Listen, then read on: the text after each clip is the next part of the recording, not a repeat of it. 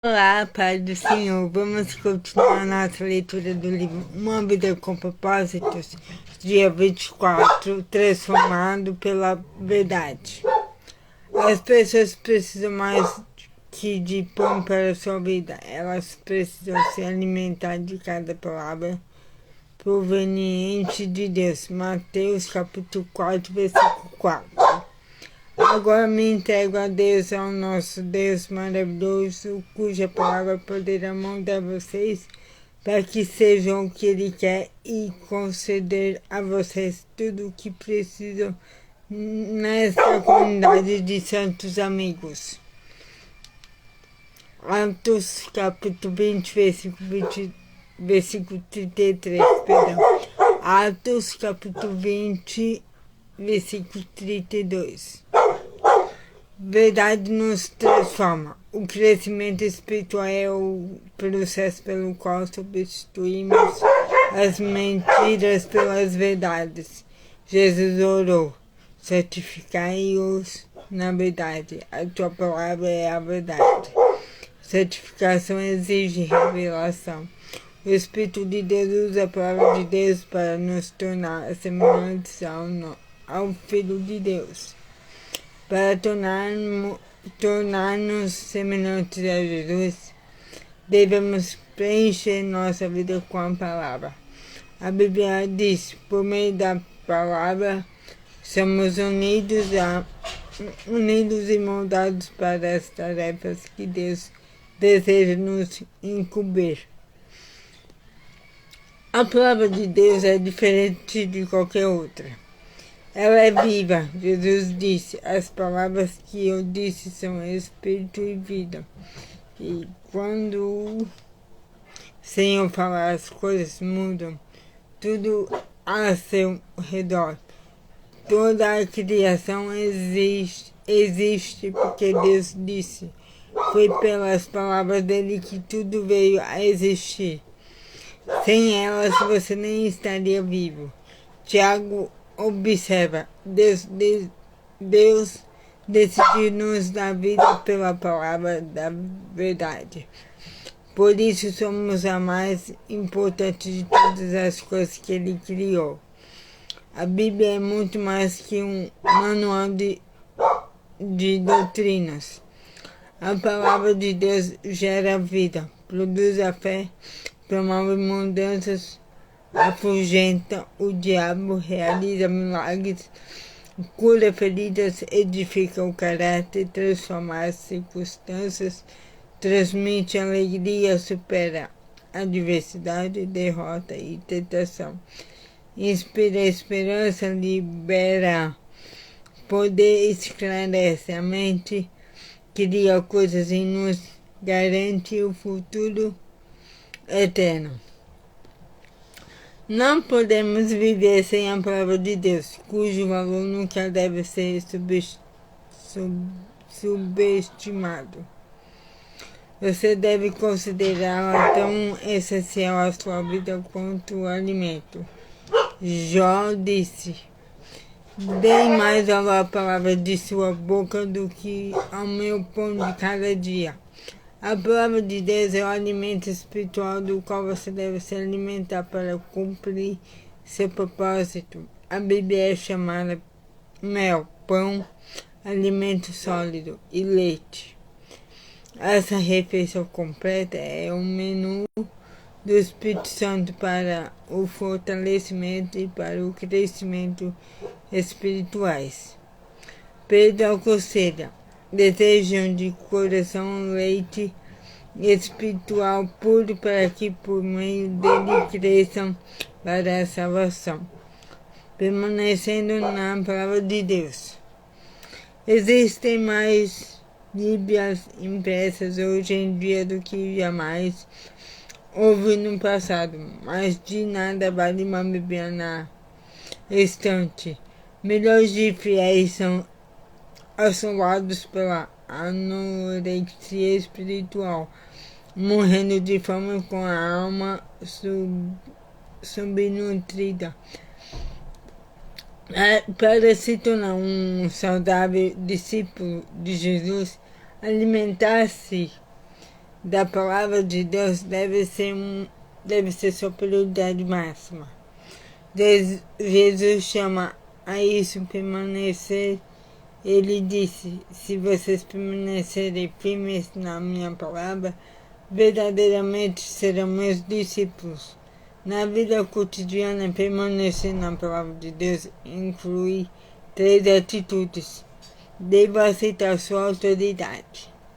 A Bíblia deve se tornar um critério definitivo para a minha vida, a bússola na qual confio para saber a direção, o conselho a que dou ouvidos, a fim de tomar decisões sábias e o parâmetro que utilize para avaliar todas as coisas. A Bíblia deve sempre ter a primeira e a última palavra em minha vida.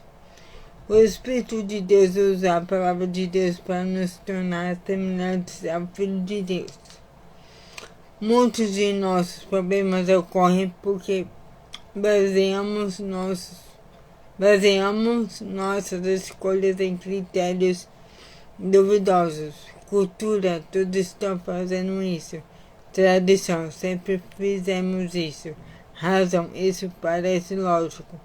Emoção, para mim é a coisa certa. Todos esses critérios foram corrompidos pela entrada do pecado no mundo.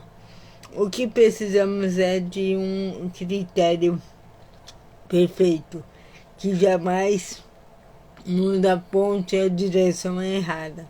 Somente a palavra de Deus supre essa necessidade. Salomão lembra: cada palavra de Deus é comprovadamente pura. E Paulo explica que tudo nas Escrituras é palavra de Deus. Tudo nela é útil para ensinar e ajudar as pessoas e para corrigi-las e mostrar-lhes como viver.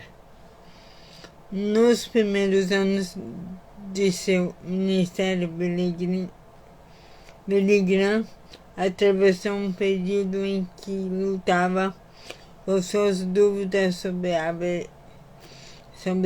veracidade e a autoridade da Bíblia. Numa noite enluarada, ele caiu de joelhos e disse a Deus que, apesar das passagens confusas que não compreendia, naquele momento diante, depositaria a confiança total na Bíblia como a única autoridade para sua vida e seu ministério. Daquele dia diante, a vida de Billy Graham foi abençoada Daquele dia diante, a vida de Billy Graham foi abençoada com extraordinário poder e eficácia. A decisão mais importante que você pode tomar hoje é estabelecer o que exercerá autoridade máxima sobre sua vida. Decida que, independente de cultura, tradição, razão ou emoção, você escolhe a Bíblia como autoridade definitiva para a sua vida. Estabeleça que antes de tomar qualquer decisão você perguntará o que a Bíblia diz a respeito. Determine que quando Deus lhe mandar fazer alguma coisa, você confiará em sua palavra que seguirá em frente, quer a ordem faça sentido para você, quer não, independente de sua vontade. Adote a declaração de Paulo como sua afirmação pessoal de fé. Creia em tudo que concorda com a lei e no que está escrito nos profetas. Devo assimilar sua verdade. Não basta acreditar na Bíblia, devemos impregnar nossa mente de seus ensinamentos, de forma que o Espírito Santo possa nos transformar com a verdade. Existem 5 maneiras de fazer isso: receber, ler, pesquisar, memorizar e refletir sobre ela. Primeira, você recebe a palavra de Deus quando a ouve e a aceita sem reservas. A parábola do semeador ilustra como nossa receptividade determina se a palavra de Deus irá ou não criar raiz em nossa vida e dar frutos. Jesus identifica 3 atitudes de rejeição: mente fechada à beira do caminho, mente superficial sobre pedregoso e mente distraída entre os espinhos. Em seguida, adverte: considerem atentamente como vocês estão ouvindo. Toda vez que sente que não está aprendendo nada toda vez que sente que não está aprendendo nada com o sermão ou com o seu professor de Bíblia, você deve examinar sua atitude, especialmente em relação ao orgulho. Deus pode falar até mesmo por meio do professor mais enfadonho, se você for humilde e receptivo, gentil, modesto. Receba de bom grado a palavra que implantada e arraigada no coração tem o poder de salvar sua alma. Segunda, por mais de 2000 anos na história da igreja, somente o líder da comunidade eclesiástica podia ler a Bíblia pessoalmente, mas agora milhões de pessoas têm acesso a ela. Apesar disso, muitos fiéis são mais dedicados à leitura do jornal diário que à leitura da Bíblia. Não é de admirar que não cresçamos. Não se pode assistir a televisão durante 3 horas e esperar crescimento lendo a Bíblia apenas 3 minutos. Muitos dos que afirmam crer na Bíblia de capa a capa jamais a leram de uma capa a outra. Mas se você separar 15 minutos de seu dia para ler a Bíblia, em um ano terá lido toda ela. Se você eliminar algum programa de televisão de 30 minutos todos os dias e substituí-lo pela leitura bíblica, completará 2 leituras das Escrituras num período de 1 ano. A leitura diária da Bíblia o manterá ao alcance da voz de Deus. Por isso Deus orientou aos reis de Israel e sempre manterem por perto uma cópia da lei. Ele deverá guardá-la consigo todo o tempo e lê-la todos os dias de sua vida. Mas não se limite a mantê-la perto de você. Leia regularmente. Uma ferramenta simples, mas de grande auxílio é um plano de leitura diária da Bíblia. Evitará que você fique saltando de uma parte a outra, arbitrariamente negligenciando outras. Muitos dos que afirmam crer na Bíblia de capa a capa jamais leram de uma capa a outra. Terceira, pesquisar ou estudar a Bíblia é outra forma prática de permanecer na palavra de Deus. A diferença entre ler e estudar a Bíblia implica 2 atividades adicionais: fazer perguntas sobre o texto e anotar suas impressões. Você não terá estudado realmente a Bíblia. Você não terá estudado realmente a Bíblia se não anotar seus pensamentos no papel ou no computador. O espaço não me permite explicar os diferentes métodos de estudo bíblico, mas existem diversos livros que podem ser de grande utilidade nessa tarefa, incluindo um de minha autoria, publicado há algum tempo.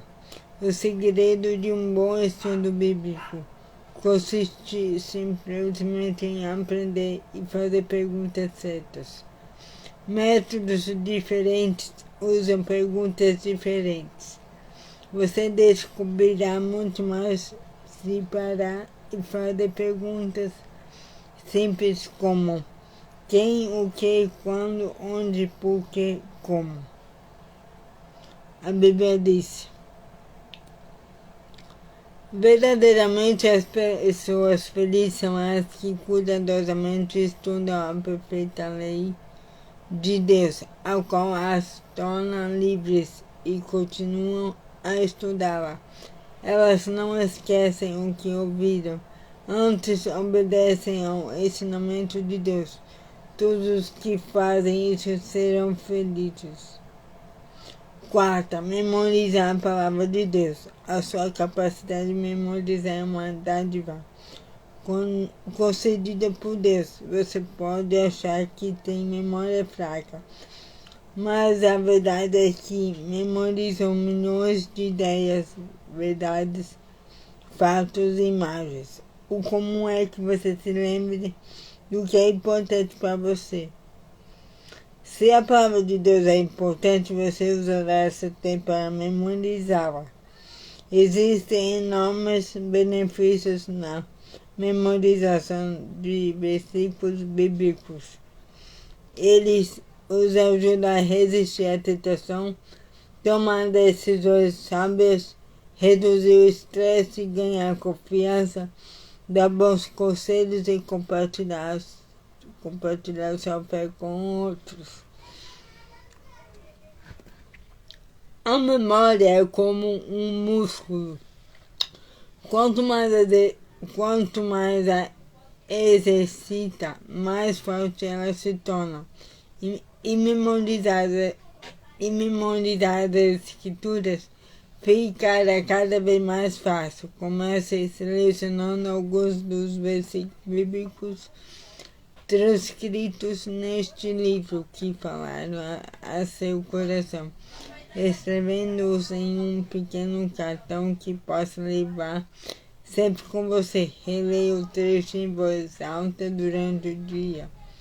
Você pode memorizar as escrituras em qualquer lugar, enquanto estiver trabalhando, fazendo exercícios físicos, dirigindo, esperando algo ou na hora de dormir. Os 3 elementos essenciais para a memorização das escrituras são repassar, repassar e repassar. A Bíblia diz: lembre-se do que Cristo ensinou e que as suas palavras enriqueçam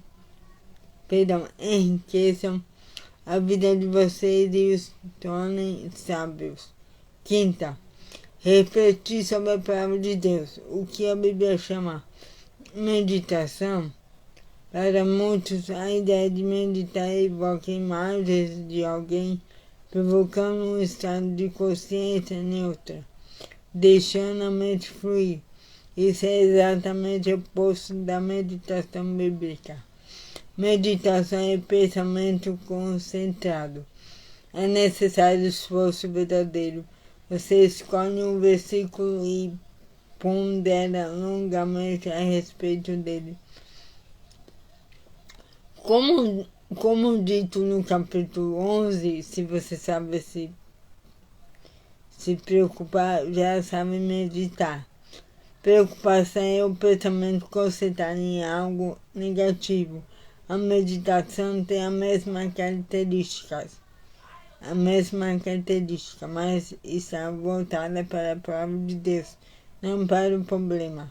Não há outro hábito tão eficaz para a transformação de sua vida e para torná-lo mais semelhante a Jesus que a reflexão diária sobre as Escrituras. À medida que utilizamos nosso tempo para contemplar a verdade de Deus, espalhando-nos realmente no exemplo de Cristo, segundo sua imagem, estamos sendo transformados com glória cada vez maior. Se você pesquisar todas as vezes que Deus fala em meditação na Bíblia, ficará maravilhado com os benefícios que ela prometeu aos que dedicam algum tempo a refletir na palavra durante o dia. Um dos motivos pelos quais Deus chamou Davi homem segundo o seu coração é que Davi tinha prazer em meditar na palavra de Deus. Ele disse: como amo os teus ensinamentos, medito neles o dia inteiro. Refletir seriamente na verdade de Deus é a chave para obter respostas a orações e o segredo para uma vida bem-sucedida. Devo pôr em prática os princípios das Escrituras. Podemos receber, ler, pesquisar, memorizar e refletir a palavra de Deus, mas tudo será inútil se falharmos em pô-la em prática. Devemos nos tornar praticantes da palavra. Esse é o passo mais difícil, porque Satanás luta contra ele com muita intensidade. Ele não se importa se você frequenta ou não estudos bíblicos, mas sim que não pratique nada do que aprendeu. Enganamos a nós mesmos quando presumimos que assimilamos a verdade apenas por ter ouvido, lido ou estudado. O fato é que ocupando e frequentar aulas, seminários e conferências bíblicas, você pode não ter tempo de pôr em prática o que aprendeu, ou seja, esquecer-se do que aprendeu enquanto se prepara para o estudo seguinte. Sem a prática, o estudo bíblico é inútil. Jesus disse: portanto, quem ouve estas minhas palavras e as pratica é como um homem prudente que construiu a sua casa sobre a rocha. Jesus também destacou que as bênçãos de Deus provêm da obediência à verdade, mas não apenas por conhecê-la. Ele disse: agora que vocês sabem estas coisas, felizes serão se as praticarem.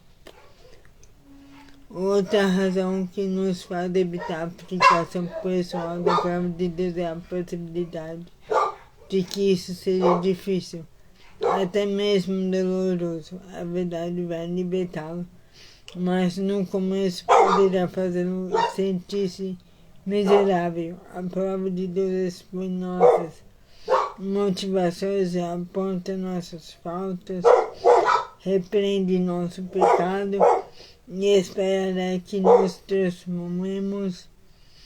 Faz parte da natureza humana resistir a mudanças. Por isso, a prática da palavra de Deus é uma tarefa difícil. Essa é a razão de ser tão importante discutir com outras pessoas como aplicar seus ensinos à própria vida. Não há como enfatizar suficientemente o valor de fazer parte de um grupo de estudo bíblico. Sempre aprendemos com a verdade compartilhada pelos outros e jamais aprenderíamos por conta própria. Outras pessoas vão ajudá-la a discernir coisas que você teria deixado passar e não ajudá-lo a praticar a verdade de Deus. A verdade vai libertá-lo, mas no começo poderá fazê-lo sentir-se miserável. A melhor maneira de se tornar um praticante da palavra é colocando num papel uma atitude resultante da leitura, do estudo ou da reflexão sobre a palavra de Deus. Desenvolva o hábito de anotar de forma precisa, o que você pretende fazer. Essa atitude efetiva deverá ser pessoal, envolvendo apenas você. Prática, algo que você possa fazer, e verificável, com um prazo final para ser realizada.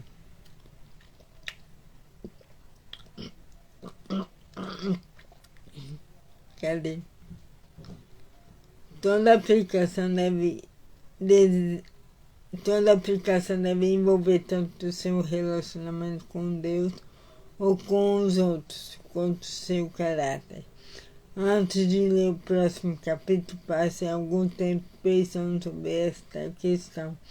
O que Deus já lhe pediu por meio da palavra que você ainda não começou a fazer. Então, eu trago algumas medidas práticas que o ajudarão a executar aquilo que você identificou. Você pode, por exemplo, pedir a um amigo que não o deixe vacilar. Assim disse D.L. Moody. A Bíblia não nos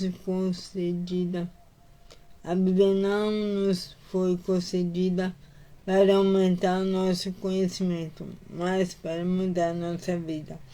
Dia 24. Pensando sobre o meu propósito de vida. Tema para reflexão. A verdade me transforma. Versículo para memorizar. Se vocês permanecerem em minha palavra, serão realmente meus discípulos e conhecerão a verdade, e a verdade os libertará. João capítulo 8, versículos 31 e 32. Pergunta para meditar: o que Deus já me disse em sua palavra que ainda não comecei a fazer. Então, a leitura é essa.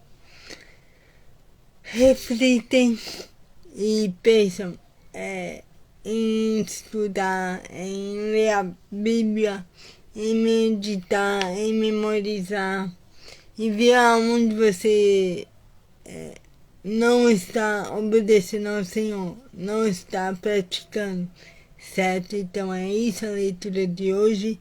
Tenha um excelente dia abençoado e que Deus abençoe a sua vida. Em nome de Jesus. Amém.